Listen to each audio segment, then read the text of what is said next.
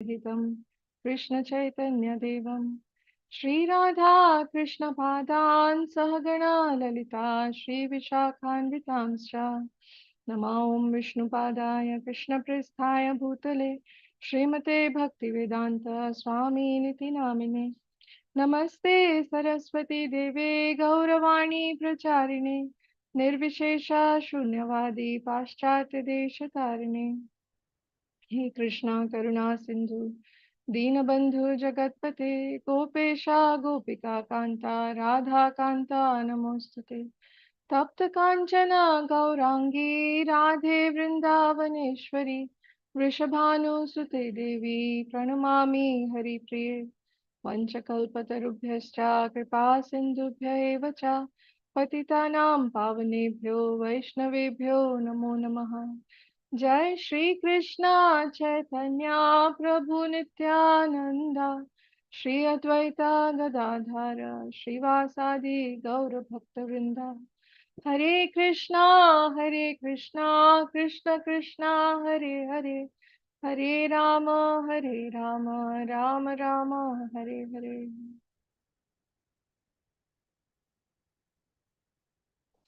okay Hare Krishna Narottam Vilas Prabhu, thank you for joining. Thank you, Mati. Sorry for the delay, Mataji. No problem. I know it's the daylight saving thing today. Oh yeah, that's why it's into it. What happened? I was like, what? Something's wrong. Oh, Yeah, okay. it's true. Oh, Krishna. Okay, so also I want to chant the Srimad Bhagavatam invocation prayers before we get started with the verse for today. So can we do it together? Om Namo Bhagavate Vasudevaya. Om Namo Bhagavate Vasudevaya. Om Namo Bhagavate Vasudevaya. Narayanam Namaskritya Naram Chaiva Narottamam Devim Saraswatim Vyasam Tato Jayamudiraye Nashtaprayeshu Abhadreshu Nityam Bhagavat Sevaya Bhagavati Uttama Shloke Bhaktir Bhavati Naishtiki Krishnaya Vasudevaya Devaki Nandanaya Cha Nandagopakumaraya Govindaya Namo Namaha. Okay, so now we'll start with the verse for today again. So we are continuing with this chapter number 13 in canto number 1, and today the verse number is uh, text number 21. So this is uh, this is a set of 7 verses which Vidurji speaks. He has already been speaking to Dhritarashtra and to all of the people in the room. But these 7 verses starting with 21 are this really very hard hitting, very harsh verses showing the reality to Dhritarashtra about his current condition, and which ultimately give rise to renunciation in his heart. Finally, better late than never, but yeah, he finally gets the message. So these are really very, you can say, pretty hard hitting and harsh verses that Vidur is speaking. He's a very compassionate devotee of the Lord, and being a devotee, he would not have spoken these kind of words. But Dhritarashtra had really gone to an extreme, and Vidur, being his brother and a compassionate devotee, could not see it going on like this anymore. And so that's why he spoke these words. So let's first chant the Sanskrit of the verse. I'll do it 3 times, and then devotees can do it, and then we'll read the translation in perfect. I'm not showing, one sec.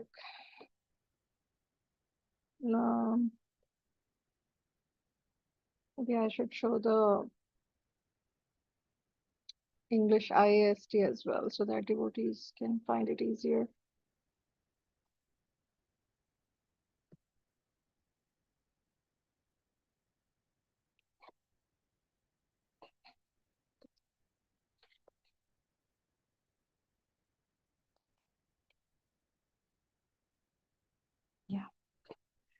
पितृभ्रातर सुहृत्पुत्रा हतास्ते विगतं वयम् आत्मा च जरया ग्रस्तः परगेहम् उपाससे पितृभ्रातर सुहृत्पुत्रा हतास्ते विगतं वयम् आत्मा च जरया ग्रस्तः परगेहम् उपाससे पितृभ्रातर सुहृत्पुत्रा हतास्ते विगतं वयम् आत्मा च जरया ग्रस्तः परगेहम् उपाससे. Would devotees like to chant as well? Hare Krishna Mataji. Pitrubhratar suhrutputra hataste vigatam vayam atmacha jaraya grasta parageham upasase. Hare Krishna. Thank you, Prabhuji. Yes, Nagin Balram Prabhuji, did Hare you Krishna. unmute it? Hare Krishna Mataji. Yes, Mataji, please go. Pitrubharatrisuhritaputra hataste vigatam vayam atmacha jaraya grastaha paragiham upasye upasase. Hare Krishna. Thank you, Mataji. Hare Krishna Mataji. Hare Krishna. Pitar Sugatputra Ataste Vigatam Vayam Atmasaja Jara Yagrasta Paragayam Upasase. Thank you, Prabhuji. Okay, Mataji.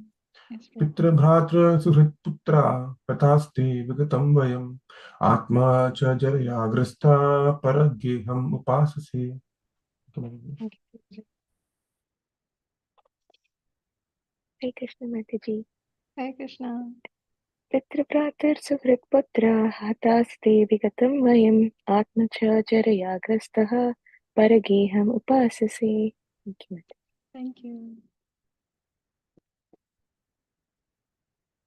Okay, so we'll move to maybe synonyms now. Pitra, father. Bhratra, brother. Suhrit, well-wishers. Putraha, sons. Hataha, all dead. Te, yours. Vigatam, expended. Vayam, age. Atma, the body. Cha, also. Jaraya, by invalidity. Grastaha, overcome. Parageham, another's home. Upasase, you do live. Translation and purport by His Divine Grace A.C. Bhaktivedanta Swami Srila Prabhupada ki jai. Your father, brother, well-wishers and sons are all dead and passed away. You yourself have expended the major portion of your life. Your body is now overtaken by invalidity, and you are living in the home of another. Purport. The king is reminded of his precarious condition, influenced by cruel time, and by his past experience, he should have been more intelligent to see what was going to happen to his own life. His father Vichitra Virya died long ago, when he and his younger brothers were all little children. And it was due to the care and kindness of Bhishma Dev that they were properly brought up. Then again his brother Pandu died also. Then in the battlefield of Kurukshetra, his 100 sons and his grandsons all died, along with all other well-wishers like Bhishma Dev, Dronacharya, Karna, and many other kings and friends. So he had lost all men and money, and now he was living at the mercy of his nephew, whom he had put into troubles of various types. And despite all these reverses, he thought that he would prolong his life more and more. Vidur wanted to point out to Dhritarashtra that everyone has to protect himself by his action and the grace of the Lord. One has to execute his duty faithfully, depending for the result on the supreme authority. No friend, no children, no father, no brother, no state, and no one else can protect a person who is not protected by the Supreme Lord. One should therefore seek the protection of the Supreme Lord, for the human form of life is meant for seeking that protection. Dhritarashtra was warned of his precarious conditions more and more by the following words. So once again, so this verse and 6 more verses after it, so total 7 verses are extremely harsh words spoken by Vidur to really jolt Dhritarashtra out of his slumber. He had been uh, he had lived his life in a very uh, in an unjust manner. He was extremely um, cruel or vicious, or he was accomplice with his sons, Duryodhan, in putting his own nephews into great troubles.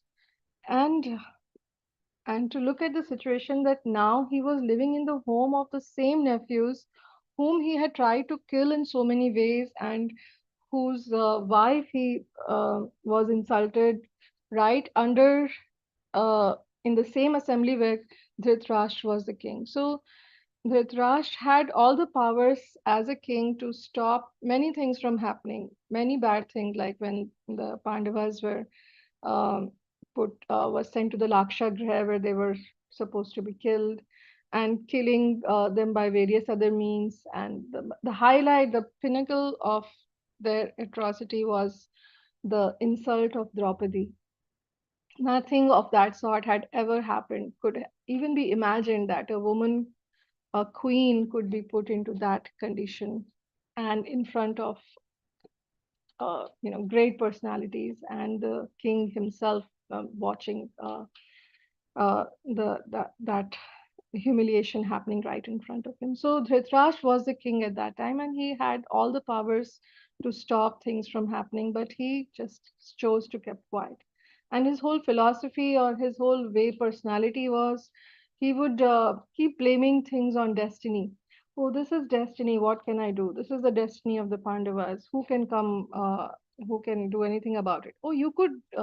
He could change at that time. His steps as a king could have thwarted all those bad things from happening, but he did not. So it was not the destiny, it was the poor choices being made by Dhritarashtra all along his life. And he was blind from birth, and he would use that to put up a victim card. Oh, I'm a victim. I have been blind, and these things are happening to me. So, but he would not see the things that he has been doing actively as an actor, where he had choices and he chose the wrong things to do.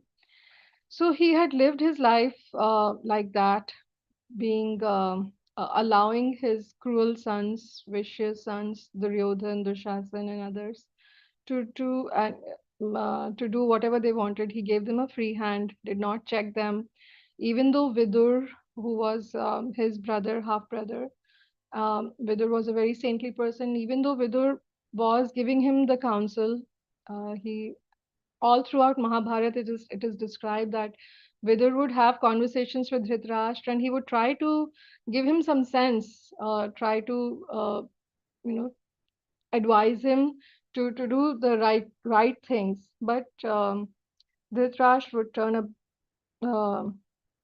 deaf ear to those words of advice, and he would still again flow with whatever his sons were doing.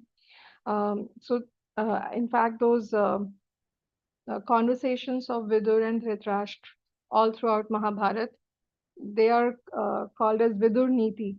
Niti is like morality. So Vidur Niti, and those were the precursor for Chanakya Niti. Many of us might have heard about Chanakya Niti, which is pretty popular, but it has been derived from Vidur Niti. Vidur was a great um, he was a great devotee, and he was very learned, and he along with Dhritarashtra and Pandu, all three of them were sons of Vyasdev. Vyasdev is the one who wrote, compiled all the Vedic literature, a great personality, and they were sons of Vyasdev, so they were special people. They were not just ordinary uh, human beings in that manner.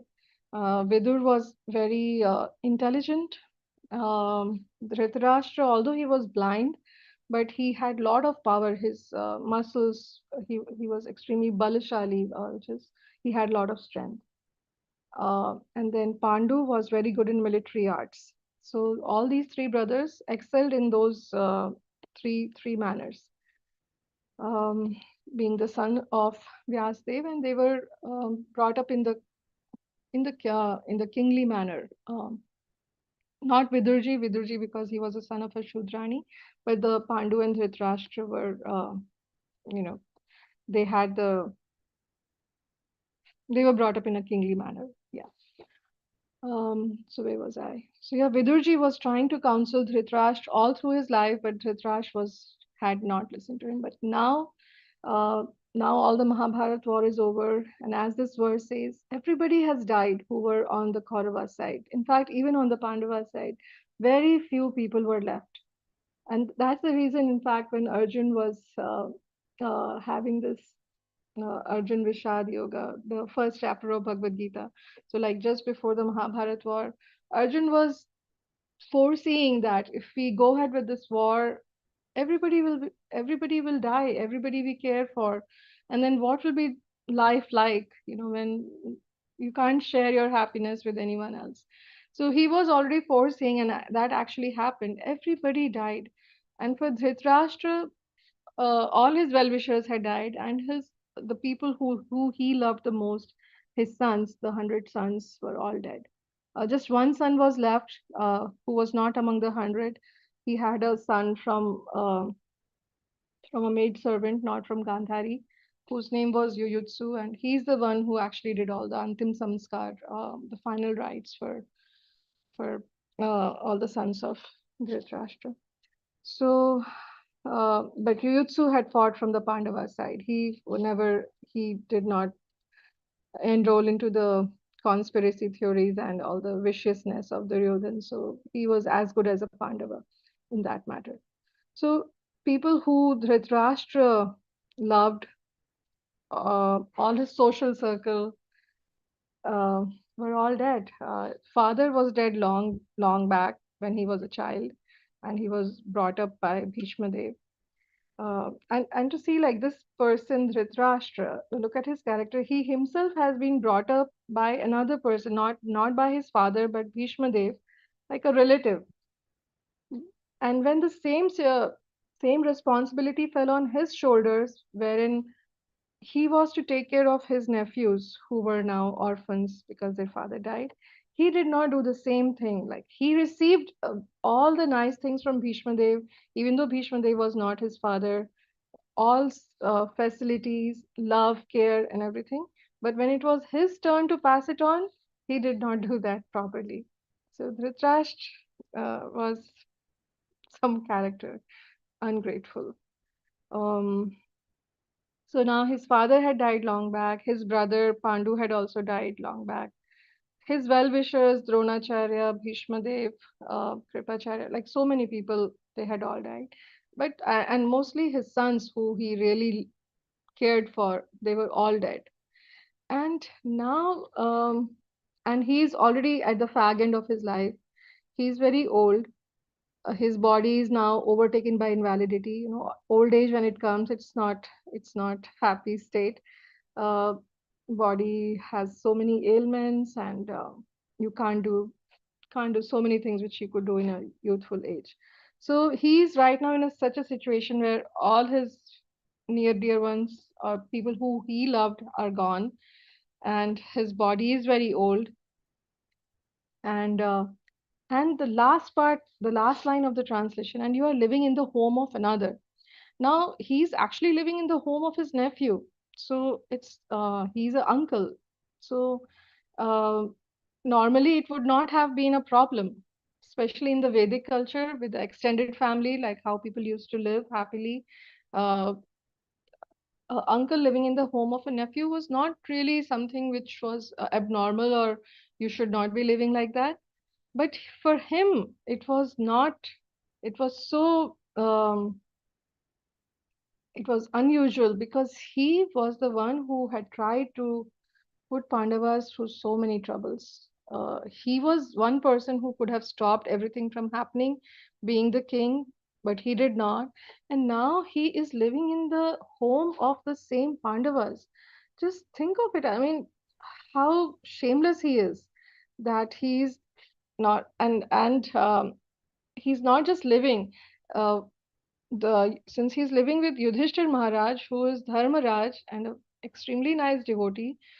When Yudhishthir was given the throne, when he was coronated, he declared to everyone that, yeah, I'll serve as the king, but we should give all respects to my uncle Dhritarashtra as a king. So he is the king. I'll be acting because I'll be acting as a king, doing all the king's duties, but he is the king. He is still the king.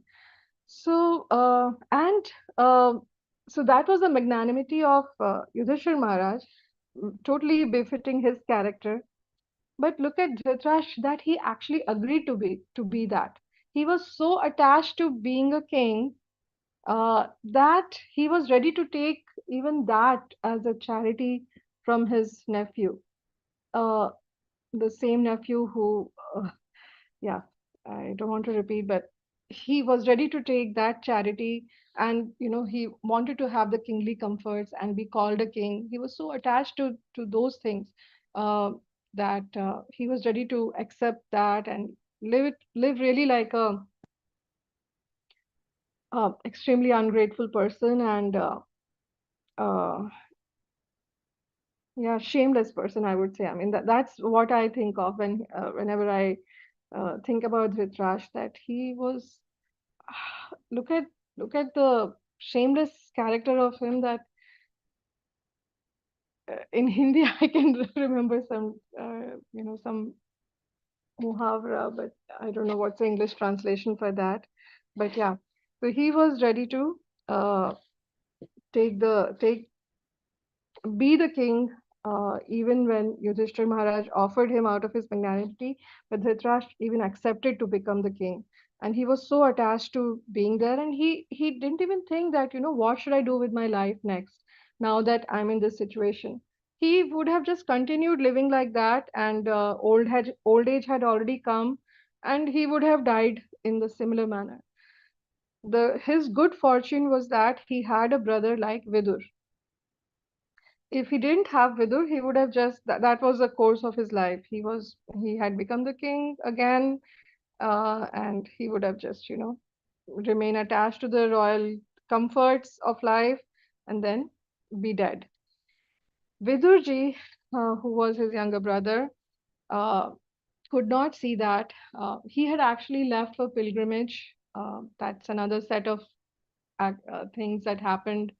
Um, and Vidurji was very happy. He was actually kicked out. He did not leave. He was kicked out by Duryodhan, again in front of Dhritarashtra, who could have done something about it.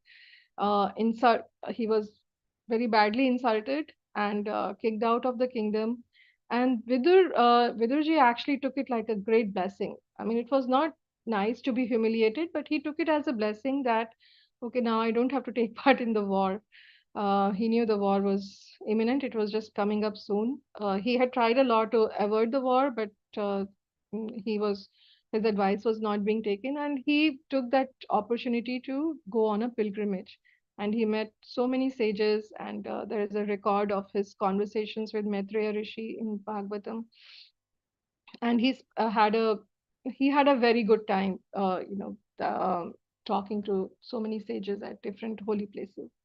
And now he was back just for one purpose, because he knew that his brother is so attached, that he's still living in the home of Yudhishthir and Bhim, especially Bhim.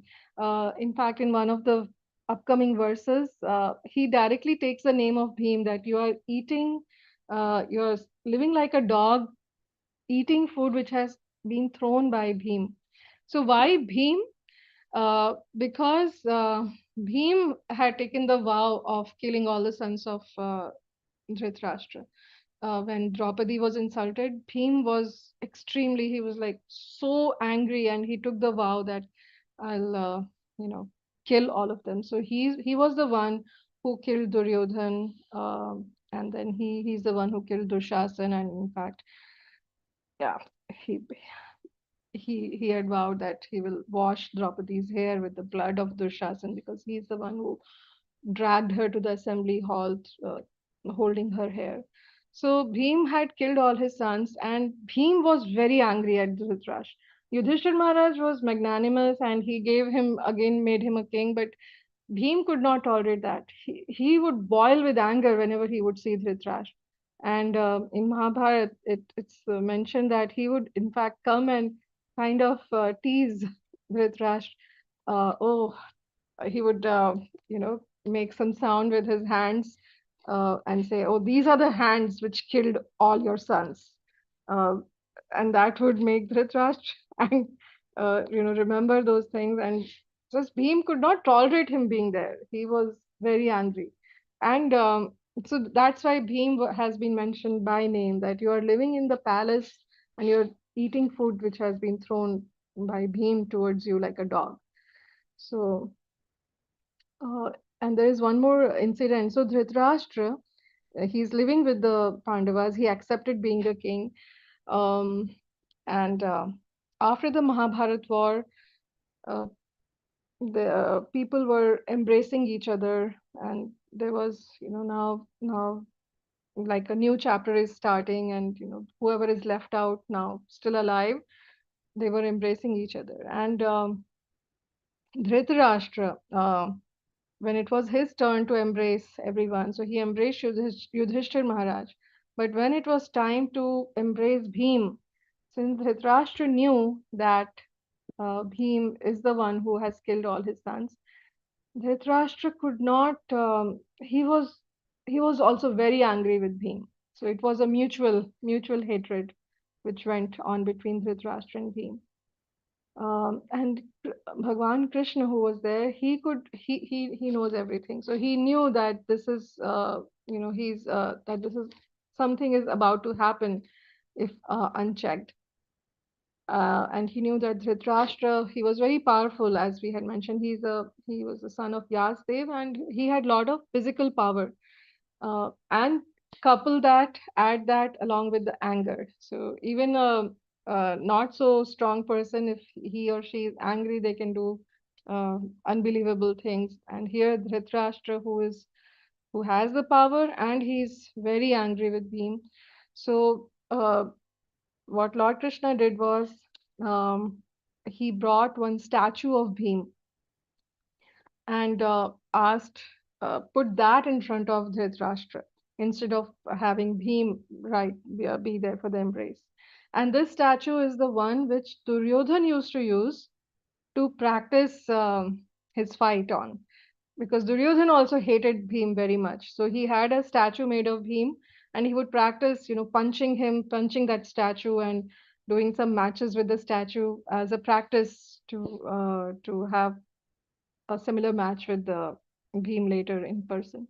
So that's that very statue which Duryodhan used to use. Lord Krishna had it brought and made Dhritarashtra embrace that statue instead. And Dhritarashtra, when he embraced it, all his anger came out and he crushed that statue. He had so much power that, and although he was old and blind, but he had so much power in his hands that he crushed that statue to pieces. So everybody was like, "Oh, thank God, it was not Bhim, it was just a statue." And he did it with so much effort that he himself was jolted and he was vomiting blood after that, because he put all his energy, all his anger came out when he did that action. And and then he was remorseful. Oh, what did I do? Who did I kill? Bhim. Although I don't know what was the emotion that he was going through, whether he was happy inside, but at least he was, what did I do? What did I do? But then people told him, "Oh no, Bhim is alive. Don't worry." And so that's what happened. So Dhritarashtra, even though he has accepted all the charity from Pandavas, but still you could see that that um, he had not still become a kind-hearted person. Uh, so Dhritarashtra's character we have discussed, and he's living in the home of another. So some things are peculiar to Dhritarashtra, as we have talked so far, but one point that his body is now old, is invalid. That is something which happens to everyone. That even whether you're a good person, even if you're a great devotee, old age will come. So that is common to everyone. But for Dhritarashtra's situation, there were some things that he could have done. He could have done some good choices in his life, which he did not. And we should all try to see in our own lives that we should not become some mini Dhritarashtras. Um, in one of the later verses I was reading, Srila Prabhupada has mentioned that in the time of uh, in this time Dwapar Yuga, or at the time when Dhritarashtra and Pandavas were alive, there was only one Dhritarashtra. But now there are so many thousands of Dhritarashtra in Kali Yuga, small Dhritarashtras. So one of the quality which he mentioned was like how people are attached to their power. If somebody gets some power, they just cling to it. They kursi se chipak gaye hain. They will not leave if they have gotten some power at whatever level, whether it's at the nation's level or any smaller level. People just get so much attached to the power that comes that they are not able to give it up and pass it on to others. So Dhritarashtra was like that. But also, being a mean person, um, uh, even if we are not administrators in our own life, there are I have seen many examples where people are not behaving nicely even with their own family members. So, um, in fact, everything charity begins at home. Um, a person who has some spiritual awakening, whenever they read some scriptures, the first thing that a person has to do is to become a good person. I mean, those things go, those can be parallel tracks wherein you are trying to become a bhakta, but also work really hard to become a good person. When we read Bhagavad Gita, we can see from, at many places in chapter 12, Lord Krishna mentions a lot of qualities that are very dear to him. And being a compassionate person, a non-violent person, are pretty common sense also. I mean, they are there in Bhagavad Gita, but those are pretty common sense things that a good person should be compassionate toward other people. A good person should be, uh, yeah, you should not be hurting other people, and live cordially with others. These are very common sense things. They are not something which only a bhakta should do. And Dhritarashtra was not doing that. He So we should try to see that we are not becoming mini Dhritarashtras in our life. And since we are by good fortune, we have come into contact with Bhagavad Gita. We have come in contact with some devotees, pure devotees like Srila Prabhupada through his books. We should try uh, you know, that we try to imbibe some of the qualities which are mentioned there. It might be a tall order to be the perfect person as mentioned in Bhagavad Gita, all the check boxes, but at least we should aim for some, like simplifying our life, living simplicity, or compassionate. We should try to see that we are implementing that slowly and steadily in our life. So we can see, like, if a person has lived all his life troubling others around him or her, then it is unfair to expect, or it is not most commonly you will not get the help of those people when you are old, when you are invalid and you need help. It's again very common sense that if you have done bad to others, most likely they would have either distanced from you, or they would probably not take care of you. So even from a materialistic point of view, it is better if you have good relations with people, and especially with people in your own family. Everything starts with the family. You cannot have like a show that you're a very nice person outside, but in your family you are the most wretched person and troubling and hurting other people. So Dhritarashtra, in his case, for example, he's living with those very people who he had troubled.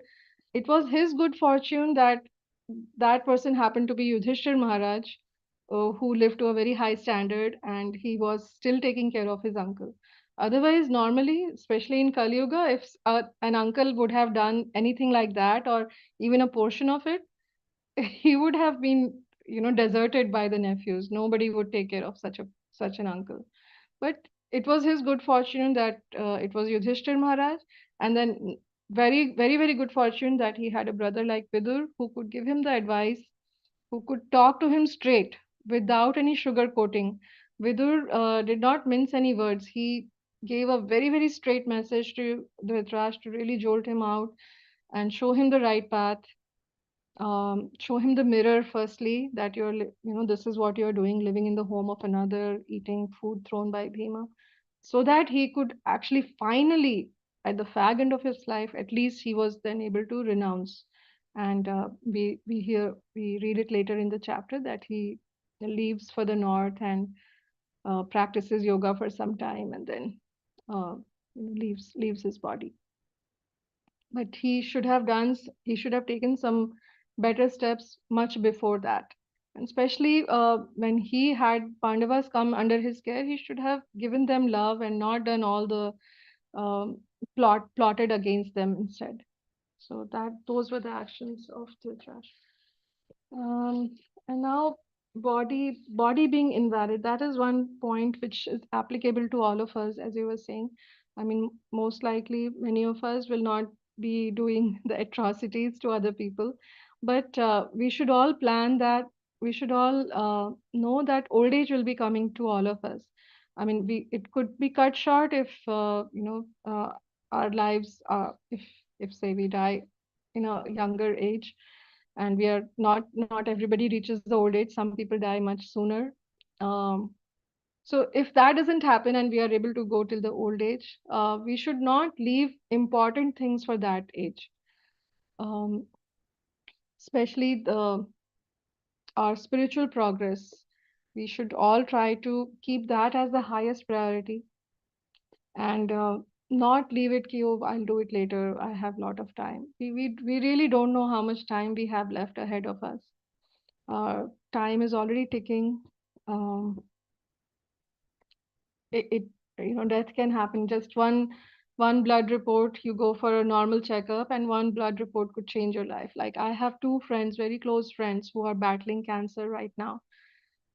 They are same age as me, and very dear to me. And uh, it was a shock, and they lived a very healthy lifestyle. Sh- she would get up early in the morning, do yoga for 1.5 hours, and very nice, healthy lifestyle. But it was a surprise that my friend got cancer, and she's battling it right now. And I hope and pray that she comes out of it. And she has already been doing spiritual practices. So the point is that it's not guaranteed, how much time we have left. We have been allotted, and if we just keep postponing it for later age, it's not a very wise thing to do, especially as we get older. um, our body stops, or not stops, but becomes very it gets hard to function with that old body. There are pains at all places, and you can't see, you can't hear, can't even hold a book properly. And even your faculty, like, people get dementia. In my own family, I have my mother-in-law who is she's almost 90, so she's pretty old, and she can hardly remember things now. So what can you expect, whether she can, even if she reads some spiritual text, I don't know how much is actually she's able to retain. um, and of course, I mean, right now, she's undergoing a lot of, she's not even able to walk properly right now. So old age, your capacity to do very, very simple things, very normal things, which we take for granted, even, getting up from a chair becomes a task. You need help to even get up from a chair. So we should not put important things like making our spiritual progress, reading Shastra, we should not postpone it till the end of our life. Many of us, like all the devotees who are on this call, I know you all are doing great and already making progress. But this is something in general when we talk to people who have not started their spiritual journey properly and are really wasting their time away in materialistic pursuits. And very commonly, that oh, this is for old age, all this bhakti and why are you wasting your youthful age? I mean, this is what we have to hear many times, if not directly, indirectly. That's when we go out in the world trying to spread the message. This is one idea that we have to counter many times. Like, why are you doing this now? This is you should do after retirement. So retirement means at least 60, 65. So uh, that's what people have put. This is like what a common myth that has been propagated so much. It's like shoved down our throats that this is not the young youthful age is for just enjoying your senses. Whereas our scriptures clearly say the opposite. There is a verse in Srimad Bhagavatam when Prahlad Maharaj is teaching uh, his um, friends in the Gurukul, and 7 point what's that? There's the first verse of I think 7.4 or 7.5, where he says that from Kaumaram age, from 5-year-old or so itself, people should start their spiritual should start reading about scriptures and start this spiritual journey. So that's the kind of age, from very young age we should try to learn these things, and definitely not postpone them. um, and I mean, to be aware that there is so much to do. It's not even the people, if we have started our journey, say we are reading Bhagavad Gita, which is the foundation, and then many times people know about Srimad Bhagavatam, which is a huge text, so it looks like a daunting little, big task. But there is so much more even beyond that. Uh, if somebody is interested in making progress, it's a pretty long journey and pretty happy journey if you start loving that process. It's a very joyful process, but it's a lot to do in one life. So we should have that sense of urgency that while I'm younger, young, I don't know, even for my age. But while I'm younger, I can at least, foresee my mother and mother-in-law, and older people in general, that at least I probably have some more years where I can be productive. And many of you are much younger, and you can foresee that I have, say, 30 years, 20, 30, 40 years ahead of me, where still there is some hope that I can make progress. But after that, when the body starts really dwindling, you should not expect at that time whatever you have done so far can come handy to you. But making a lot of progress might be hard just because the body doesn't cooperate, even though you want to. But the body may or may not cooperate. If you're lucky, all your body is working properly by Krishna's mercy. It's there. It could be there, but let's not postpone it. That's the idea. Let's not postpone reading scriptures and applying them from young life while we have a chance, and we should not postpone them for older age. So I think that's what I had some more points. Um,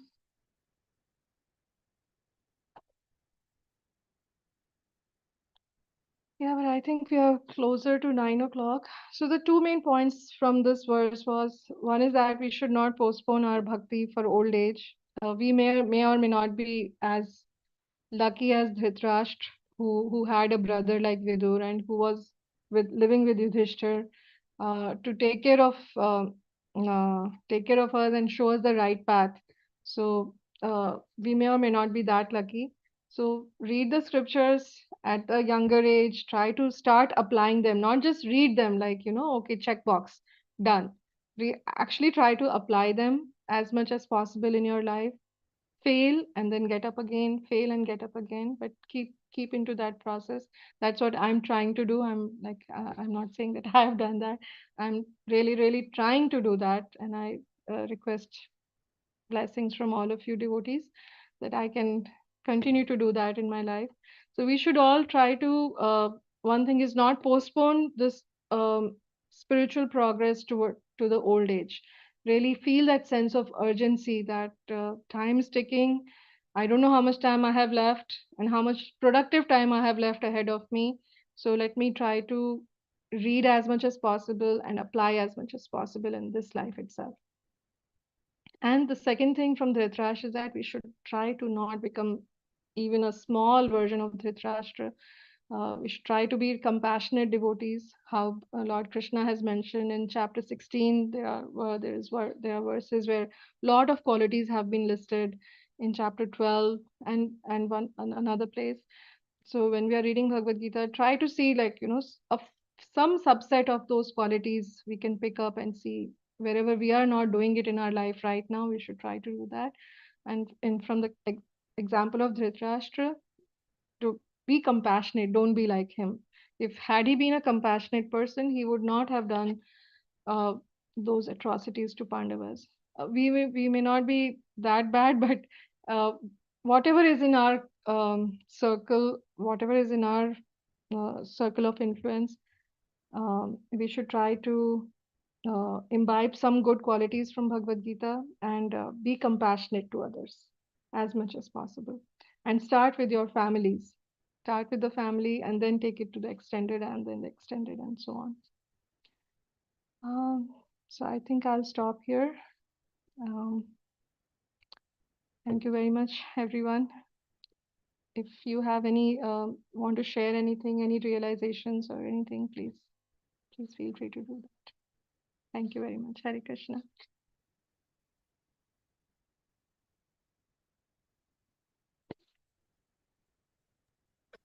Shama, thank you so much, Mataji, for the wonderful lecture. And as I mentioned, I summarized very nicely, emphasizing on the point that we should not delay our bhakti and be compassionate. I was thinking, Mataji, if we can have at least one or two friends, maybe not, something like, not like Vidura in the sense of status, but if we have one or two friends which we cultivate a friendship in a close way, and we maybe give the leeway for them to tell us if we deviate from the path. Very important. That will be very nice. We don't have to have 15, 10, 20, at least one. That will be more than enough for that, but we should have, as I mentioned, we should cultivate the friendship over time, and make the friendship feel comfortable enough for them to express if at all we're going sideways or deviating from the path. Just thinking about that. Yes, So Prabhuji. Perfect. Very, very important point, Prabhuji. Very important point. Yeah, we should try to cultivate some friendships, a group of Sahridaya devotees, and just one is enough. You don't have to have a big, huge circle. Even just one is enough who can guide us. Thank you very much, Prabhuji. Very important point.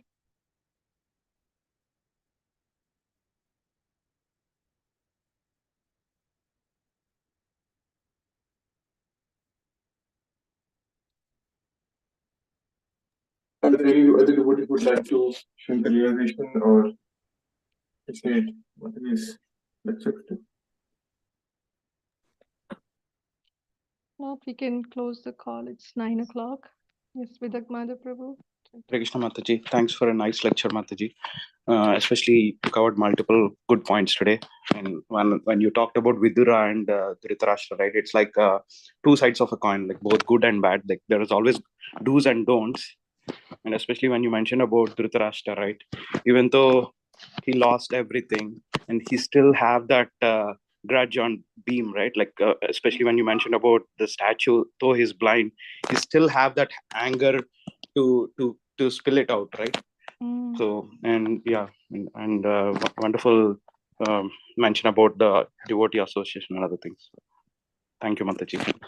Thank you, Prabhuji.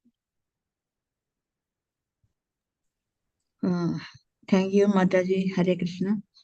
Yeah, especially Dhritarashtra has with their brother, younger brother.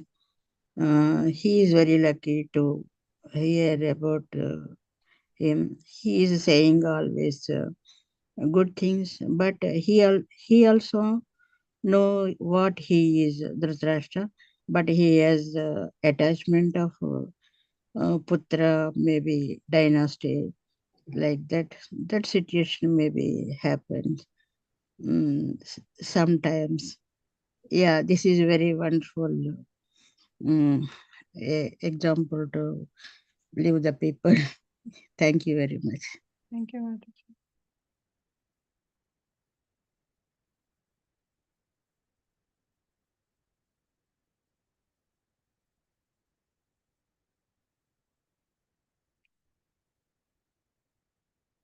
Okay, I think we'll close the call then. Thank you very much, everyone. Granthra Srimad Bhagavatam ki jai. Hare Krishna. Thank you so much. We'll see you on the feast. Yes. Yeah. Hare Krishna. Thank you so much. Hare Krishna.